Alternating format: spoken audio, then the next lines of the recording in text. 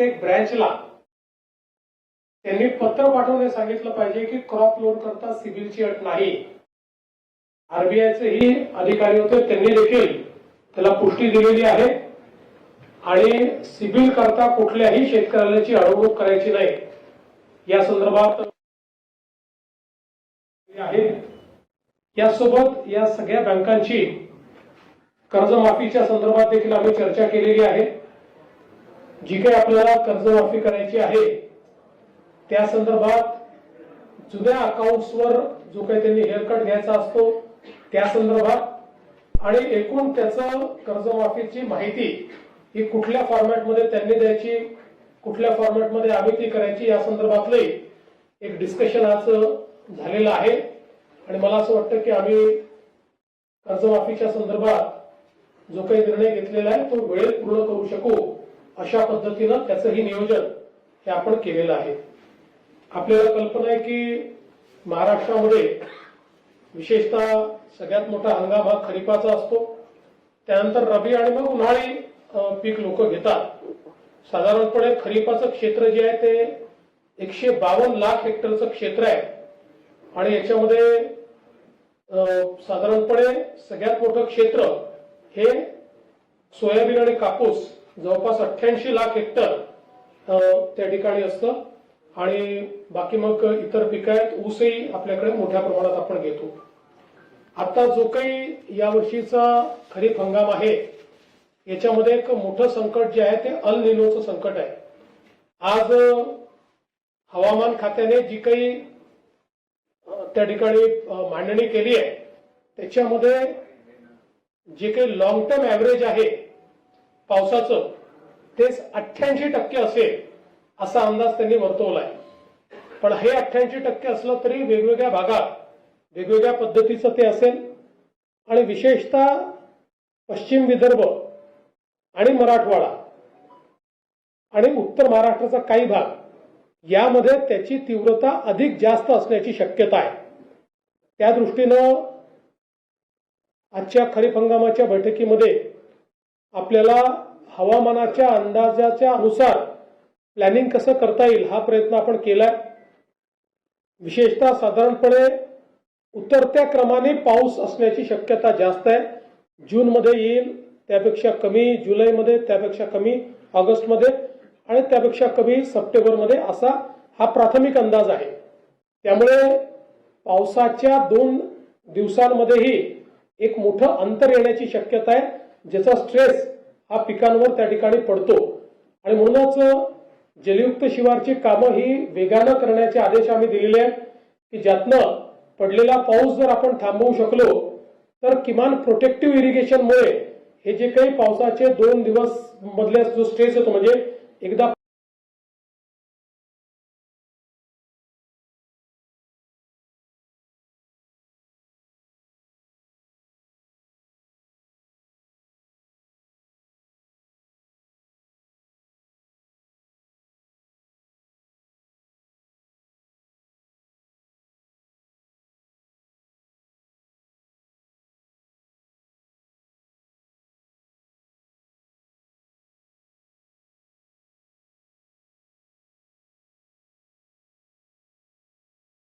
पाऊस पडला आणि म्हणून अशा पद्धतीची परिस्थिती आली तर आपल्याला काय करावं लागेल याचंही प्लॅनिंग आता प्रत्येक जिल्ह्याला आपण अल निनोच्या संदर्भातलं प्लॅनिंग हे करायला दिलेलं आहे। त्या संदर्भात थोडे रेझिलियंट अशा प्रकारचं वाण आणि बियाणं आपण कसं उपलब्ध करून देऊ शकू याही संदर्भात आपली जी काही त्या ठिकाणी तो प्रयत्न आहे। साधारणपणे या सगळ्या ऍडवायझरीज नीट मिळतील हा देखील प्रयत्न आपण करतो आणि यातनं प्रशासन असेल आणि कृषी विद्यापीठ असतील आणि क्षेत्रीय यंत्रणा असतील यांना या परिस्थितीचा सामना करण्याकरता आपण तयार ठेवलेला आहे। त्यामुळे आमची ही पण विनंती असेल की पाण्याचा महत्तम किंवा ऑप्टिमम उपयोग आपल्याला कसा करता येईल अशा प्रकारचा आपल्याला प्रयत्न करावा लागेल। पाणी कमी आहे असं समजून आपल्या पिकांचं सायकल हे आपल्याला कसं नीट करता येईल त्या पद्धतीचा प्रयत्न आपल्याला केला पाहिजे। अर्थात जिथे विहिरींना पाणी आहे तिथे आपण त्या ठिकाणी समजा पावसात खंड पडला तर आपल्याला जी काही पिकं आहेत ते वाचवता येतील. आपल्याला माहिती आहे सिंचनाच्या संदर्भातही मोठ्या प्रमाणात आपण व्यवस्था उभ्या केल्या आहेत.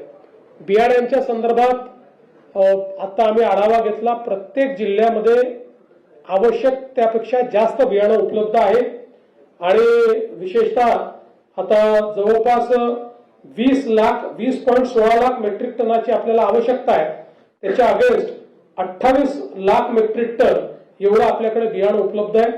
यामध्ये सोयाबीन, कापूस, मका, भात, तूर, बाजरी इत्यादी बियाण्यांचा अगदी पुरेसा साठा आहे आणि आपला हा प्रयत्न आहे की सगळं बियाणं प्रमाणित बियाणं असावं.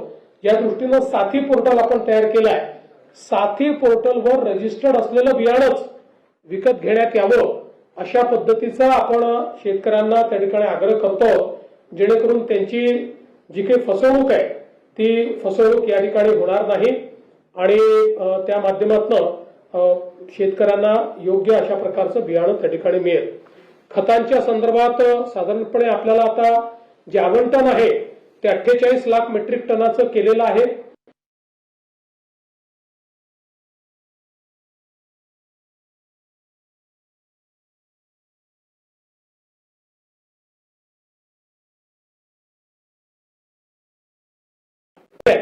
याकडे आम्ही विशेष लक्ष देणार आहोत आणि म्हणून कंप्लीट खत पुरवठा जो आहे या संदर्भात प्रत्येक रेक पॉइंटवर त्या ठिकाणी त्याचं जीआयएस मॅपिंग आम्ही करणार आहोत.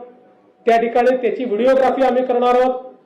साधारणपणे प्रयत्न असा असेल की रेक पॉइंटवर ज्यावेळेस खत उतरतं त्यावेळी आपल्या विभागाचा माणूस तिथे उपलब्ध असलाच पाहिजे, जेणेकरून त्याची कंप्लीट ती जी काही अकाउंटेबिलिटी आहे ती अकाउंटेबिलिटी आपण त्या ठिकाणी करणार आहोत.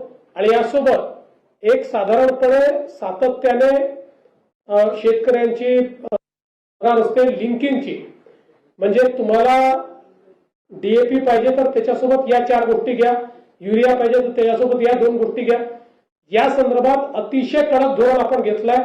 त्यातला GR आपल्या कृषी मंत्र्यांनी यापूर्वीच काढलेला आहे आणि यावेळेस रेकॉर्ड अशा पद्धतीनं आपण कारवाई केलेल्या आहेत आणि जवळपास 400 पेक्षा जास्त आपण लायसन्सेस रद्द केलेले आहेत किंवा सस्पेंड केलेले आहेत. त्यामुळे कुठेही लिंकिंगची तक्रार आली तर त्याच्यावर सस्पेन्शनची कारवाई जी आहे ती कारवाई आपण निश्चितपणे या ठिकाणी करणार आहोत. यासोबत बनावट बियाणं, खते आणि कीटकनाशक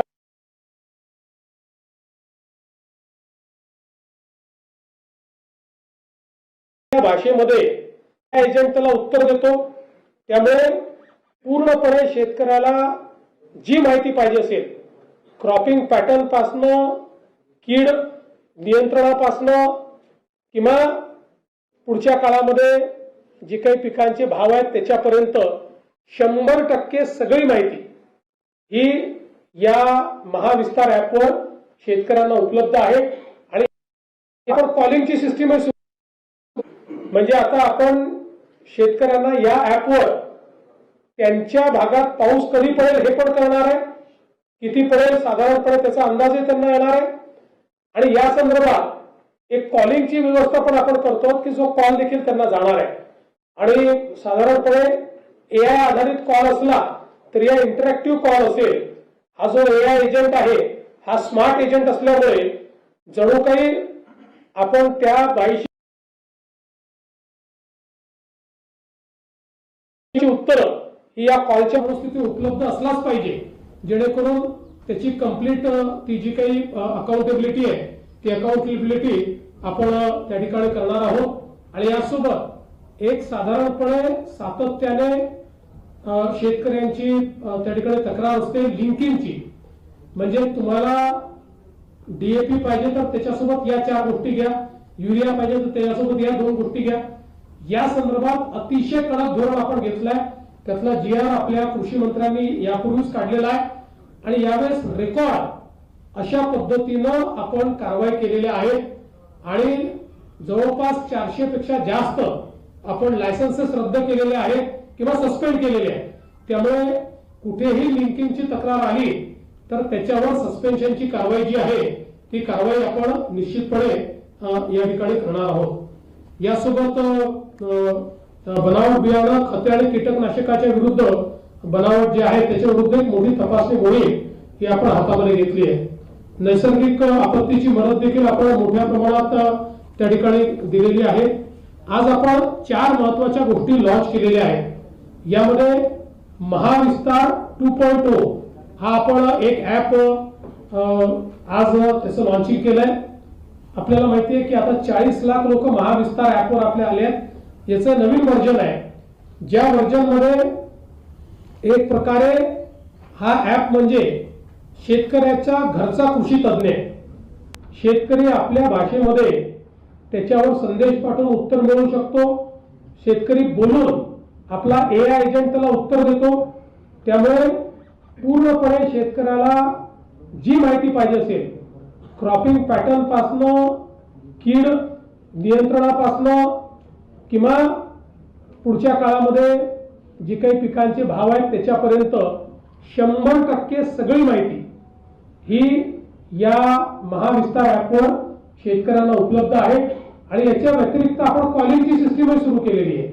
म्हणजे आता आपण शेतकऱ्यांना या ऍपवर त्यांच्या भागात पाऊस कधी पडेल हे पण कळणार आहे, किती पडेल साधारणपणे त्याचा अंदाजही त्यांना येणार आहे. आणि या संदर्भात एक कॉलिंगची व्यवस्था पण आपण करतो की जो कॉल देखील त्यांना जाणार आहे. आणि साधारणपणे AI आधारित कॉल असला तर या इंटरॅक्टिव्ह कॉल असेल, हा जो AI एजंट आहे हा स्मार्ट एजंट असल्यामुळे जणू काही आपण त्या बाईशी किंवा माणसाशीच बोलतोय अशा प्रकारे त्यांना सगळ्या प्रश्नांची उत्तरं ही या कॉलच्या माध्यमातून किंवा या नंबरवर मिळू शकतील अशा प्रकारची व्यवस्था आपण केली आहे. याच्यासोबत क्रॉपसॅप ही देखील एक व्यवस्था आपण केली आहे. म्हणजे पिकाचा कुठल्याही स्टेजवर फोटो काढून याच्यावर जर अपलोड केला तर क्रॉपसॅपच्या माध्यमातून त्या क्रॉपिंग सायकलमध्ये त्या पिकाची परिस्थिती काय आहे, त्याच्यावर कीड येण्याची शक्यता असेल तर त्याची माहिती मिळेल. कीड आली असेल तर त्याच्या नियंत्रणाकरता काय केलं पाहिजे हे सांगितलं जाईल. त्या स्टेजला त्याला जर कुठल्या मायक्रोन्यूट्रिएंटची आवश्यकता असेल तर त्याची माहिती दिली जाईल. एका फोटोने ही सगळी माहिती ही शेतकऱ्याला या क्रॉपसॅपच्या माध्यमातून आणि या ऍपच्या माध्यमातून मिळणार आहे. म्हणजे एक प्रकारे शेतकऱ्याला या संपूर्ण प्रक्रियेमध्ये एआयच्या मदतीने आणि सगळी 4 विद्यापीठे याच्याशी जोडलेली आहेत त्या एक्सपर्टच्या मदतीने पाहिजे ती मदत आपण देणार आहोत. त्याचं लॉन्चिंग आपण केलंय. दुसरं आपण या ठिकाणी जो डिजिटल क्रॉप सर्वे DCS केंद्र सरकारने आता DCS ची व्यवस्था केली आहे, त्याचं आपण आज लॉन्चिंग केलेलं आहे. DCS मध्ये आपल्या मोबाईलने आपण आपल्या क्रॉपचा सर्वे जो आहे हा अपलोड करू शकतो. त्याच्यामध्ये ड्रॉपडाऊन मेन्यू आहे. कोणीही साधातल्या साधा शेतकरी तो करू शकतो. आमच्याकडे कोणी तपासणीला आलं नाही हे सांगता येणार नाही. अनेक वेळा कापसाच्या ऐवजी सोयाबीनचा विमा काढला जातो म्हणजे किंवा दुसऱ्याच पिकाचा विमा काढला जातो, असं आता करता येणार नाही. तर याच्यामध्ये कंप्लीट आणि बॅकएंडला आपले जेवढे ऍग्री रेकॉर्ड्स आहेत हे सगळे रेकॉर्ड्स याच्यामध्ये असल्यामुळे एखाद्या व्यक्तीने या ठिकाणी DCS चा उपयोग केला की त्याच्या शेतीच्या माहितीसहित क्रॉपच्या माहितीसहित सगळी माहिती ही आपल्या जसं आपण 7/12 वर नोंद करतो तशी डिजिटल नोंद ही त्याची कंप्लीट त्या ठिकाणी होईल. त्यामुळे ज्या काही पुढे इन्शुरन्स मध्ये अडचणी येतात, ज्या गडबडी होतात, या सगळ्या गडबडी याच्या माध्यमातून पूर्णपणे बंद होणार आहे. आणि जिथे काही ठिकाणं डोंगराळ भाग आहेत त्या ठिकाणी कनेक्टिव्हिटी नसते तिथे त्यांनी फोटो काढून नंतर कनेक्टिव्हिटी मध्ये येऊन जरी अपलोड केलं तरी ते अपलोड होणार आहे. आणि जणू काही त्यांनी तिथेच अपलोड केलं अशा पद्धतीनं ते अपलोड होणार आहे. हे देखील आपण लॉन्च केलेलं आहे. दुसरं सेंट्रल बँक डिजिटल करन्सी आपण आज या ठिकाणी केलेली आहे. CBDC म्हणजे सेंट्रल बँक डिजिटल करन्सी म्हणजे आता शेतकऱ्याला त्याला जर एखाद्या योजनेचे जे पैसे आहेत ते त्याच्या वॅलेटमध्ये जातील आणि अप्रूव्ड वेंडर जो आहे त्यांनी जर ती गोष्ट विकत घेतली तर अप्रूव्ड वेंडरला त्याच्या वॅलेटमधून ते पैसे मिळतील. त्यांनी जर घेतली नाही तर ते पैसे परत येतील. अशा पद्धतीनं DBTच्या पुढच्या म्हणजे डिजिटल करन्सीवर आता आपण गेलेलो आहोत. त्याचं पण आज लॉन्च आपण केलेलं आहे. आणि याच्यामध्ये एक अजून महत्वाची गोष्ट आहे, अलीकडच्या काळामध्ये आपण जे काही एक्सपोर्ट करतो त्या एक्सपोर्टमध्ये अनेक वेळा कंटेनर याकरता परत येतात की जो काही माल आहे त्याची ट्रेसेबिलिटी नसते. त्यामुळे आता आपण blueprint for traceability in crops and fruits याचा लॉन्च केलेला आहे.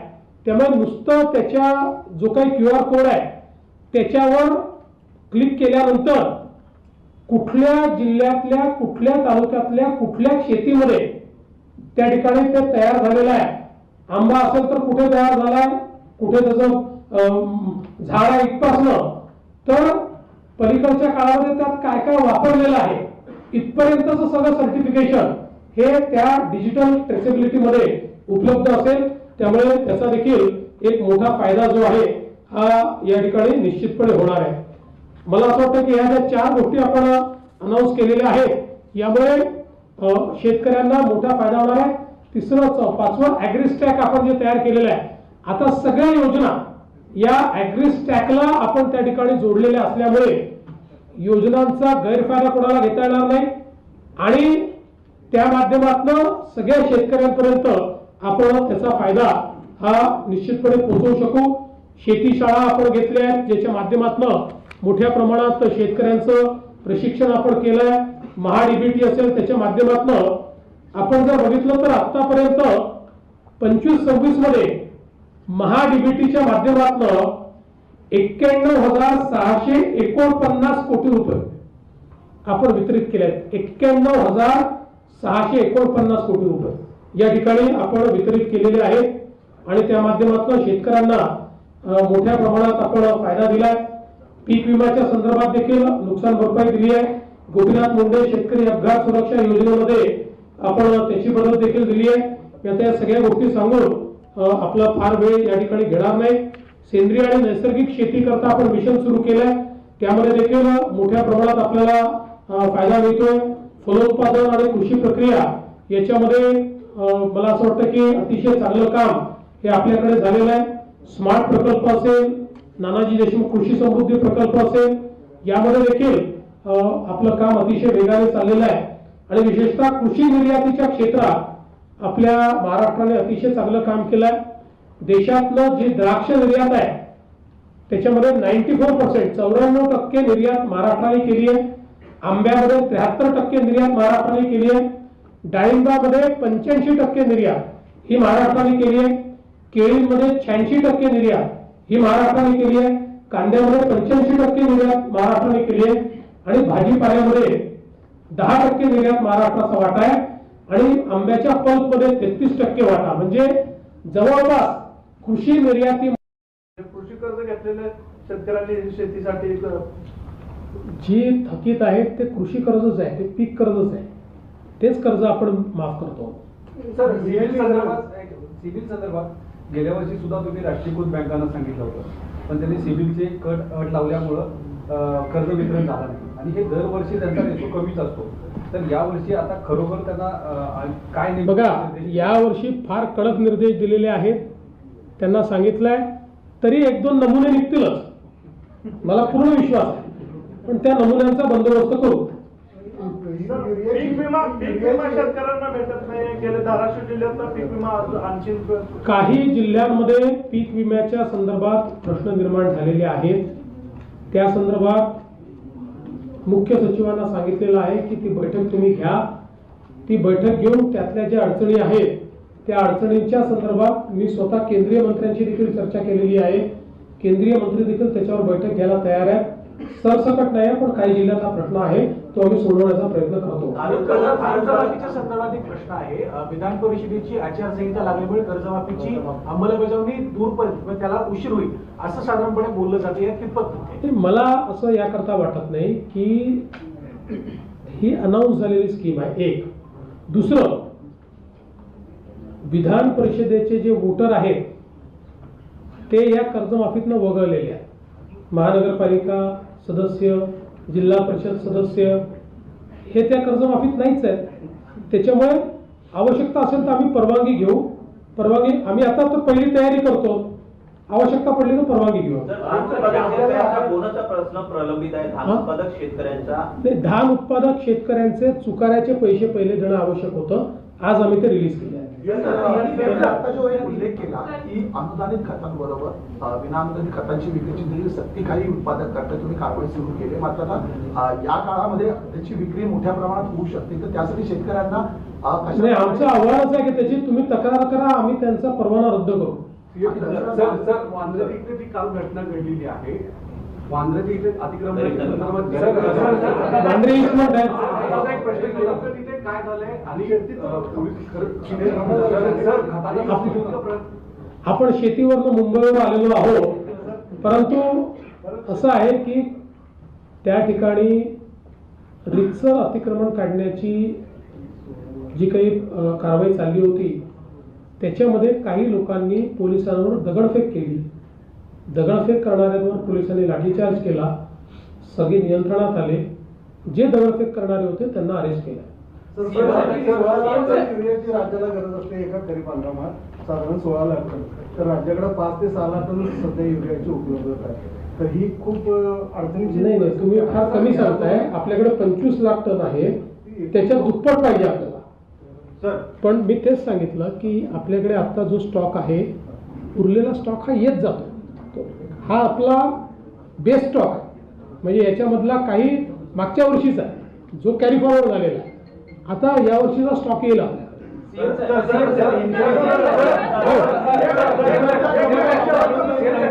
संक्षेप में बताइए कि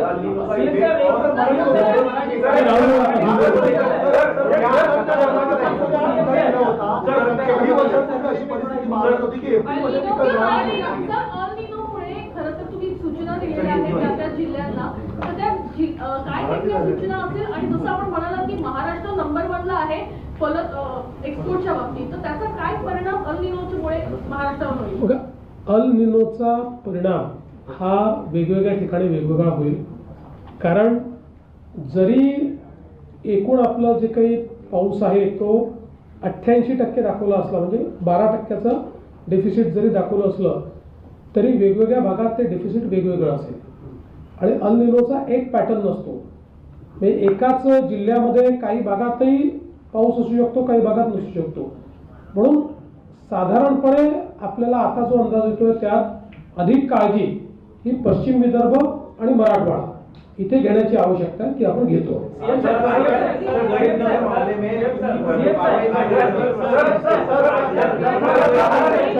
हिंदीवाल्यांना एक उत्तर द्यावं लागेल मला. जो बांद्रा पूर्व में जो कार्रवाई चल रही है उसमें अतिक्रमण निकालने का कार्य चल रहा है.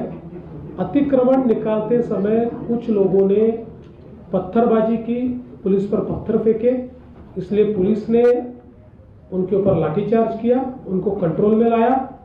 उसके बाद जो पत्थर फेंकने वाले थे उनको अरेस्ट किया है. धन्यवाद. महाराष्ट्रातील ताज्या बातम्यांसाठी बघत रहा टाइम्स टुडे टीव्ही. सोबतच शेअर करा, सबस्क्राईब करा आणि बेल आयकॉन प्रेस करा.